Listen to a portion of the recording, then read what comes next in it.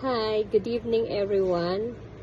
Hearts of Hope Society Cancer Support Group Philippines is one celebrating World Cancer Day to celebrate the bravery and courage of cancer patients like me.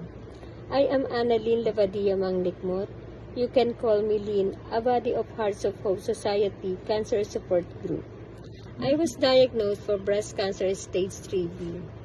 Cancer made me to become stronger in faith.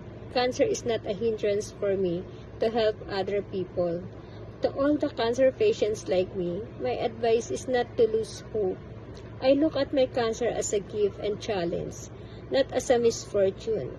I treat it like a gift because it made me slow down and realize the important things in life.